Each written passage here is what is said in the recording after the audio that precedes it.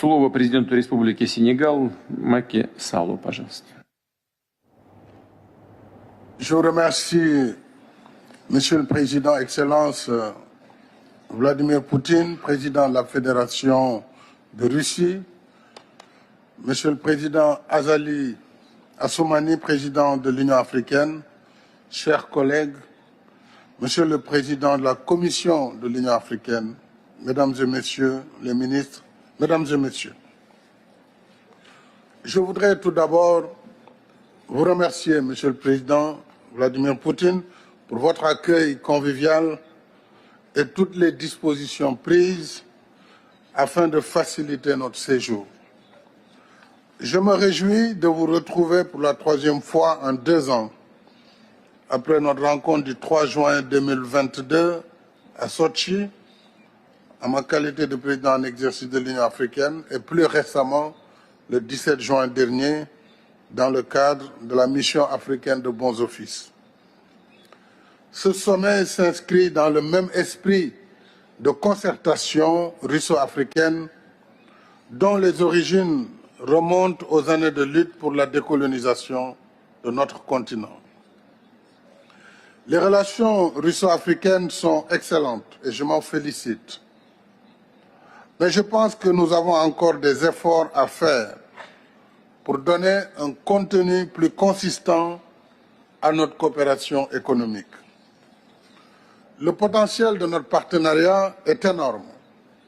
L'Afrique, on le sait, c'est 30 millions de kilomètres carrés, plus d'1,3 milliard d'habitants. La Russie, c'est plus de 17 millions de kilomètres carrés et plus de 144 millions d'habitants. Ensemble, notre continent et votre pays constituent un géant démographique et disposent de l'essentiel des ressources naturelles de la planète. Nous avons donc de quoi coopérer dans quasiment tous les domaines: agriculture, agroalimentaire, industrie, hydrocarbures, mines, transport, industrie, technologie de l'information et de la communication, sécurité, pour ne citer que cela. Cependant, Monsieur le Président, il nous faut bâtir des mécanismes adéquats et pragmatiques. Des mécanismes donc d'investissement, de financement et de partenariat. On aura remarqué que je ne parle pas d'aide, parce que je ne crois pas en l'aide en réalité. Et pour répondre à notre jeune frère, notre cadet, capitaine Traoré, président du Faso, l'Afrique, les chefs d'État ne sont pas venus ici pour mendier, tout comme nous n'allons pas ailleurs pour tendre la main. Nous travaillons pour un partenariat d'égale dignité entre les peuples. C'est le même discours qu'on tient à Dakar, ici à Saint-Pétersbourg ou à Washington. Donc je pense que le combat de l'Afrique est d'abord un combat pour la dignité. Et ce combat, il transcende les générations. Je suis très heureux, moi, d'être à côté du président Museveni ou du président Denis Sassou Nguesso, qui ont été pour l'un des combattants de la liberté, pour d'autres, des modèles de résilience. Et chaque génération a son combat à mener. Le nôtre, c'est de combattre d'abord le terrorisme qui est en train de gangréner notre continent. Mais aussi, c'est de travailler pour le développement de notre continent. Mais si on y regarde de très près, pourquoi l'Afrique en est à cette situation? C'est justement le poids de l'histoire, l'héritage de l'esclavage, de la colonisation qui se poursuit à travers des manifestations de néocolonialisme et à travers l'injustice du système que nous combattons au quotidien. Nous avons demandé la réforme du système des Nations Unies. Nous avons demandé la réforme de la gouvernance mondiale qui, aujourd'hui, conditionne la vie de nos États. Et quels que soient par ailleurs nos efforts, si ces règles ne sont pas modifiées, eh bien, nous n'irons nulle part. C'est pourquoi il est important que nous travaillions dans la solidarité, que nous travaillions également à l'échelle du continent, puisque les défis sont majeurs. nous avons des micro-États hérités du Congrès de Berlin qui nous empêchent de travailler à l'échelle. Si on ne comprend pas cette situation, on perdra beaucoup de temps sans efficacité. Je crois que la Russie, avec ses capacités en matière d'investissement, peut travailler avec l'Afrique sur ces grands projets régionaux. Et l'Afrique a besoin d'infrastructures de développement. L'Afrique a besoin de chemins de fer. Elle a besoin d'électricité, de barrages. Elle a besoin de la sécurité collective.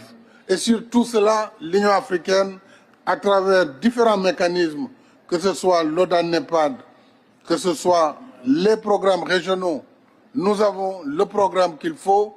Et je pense qu'avec la Russie, nous pourrons travailler ensemble avec les BRICS et avec tout autre partenaire qui souhaiterait travailler dans nos priorités. Nous pourrons ensemble bâtir une prospérité partagée.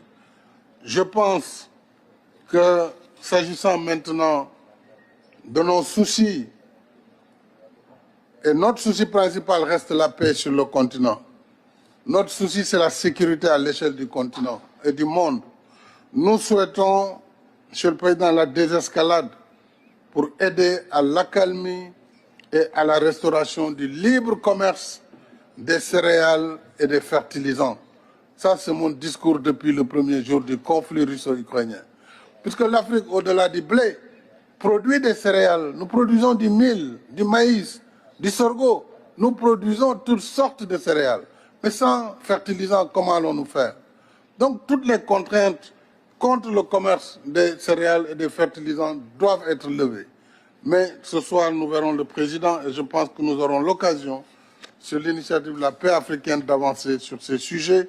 Mais aussi, cela nous permettrait, par rapport aux autres partenaires, sur les restrictions par rapport au commerce, de plaider pour la levée de toutes les restrictions afin que les pays puissent retrouver un commerce libre au bénéfice de toutes les populations.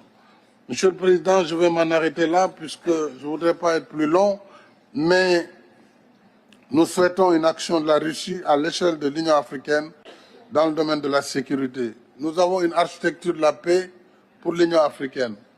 Nous sommes en train de voir comment l'Afrique peut prendre en charge, dès lors que le Conseil de sécurité a failli à cette mission, qui est de restaurer la paix partout dans le monde.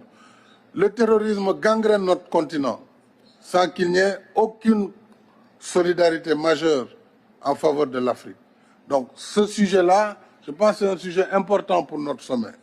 L'autre sujet important, je l'ai dit, c'est vraiment l'investissement que nous devons pouvoir faire ensemble pour une prospérité partagée. Je ne peux terminer, Monsieur le Président, sans vous féliciter et vous remercier pour le soutien diligent que vous avez apporté à la demande d'adhésion de l'Afrique comme membre de plein droit du G20. Cela participe de notre revendication pour une gouvernance politique et économique mondiale plus juste et plus inclusive, y compris par la réforme du Conseil de sécurité, afin que l'Afrique y trouve enfin une place plus conforme aux réalités de notre temps. Encore une fois, merci pour votre invitation et plein succès à nos travaux. Je vous remercie de votre aimable attention.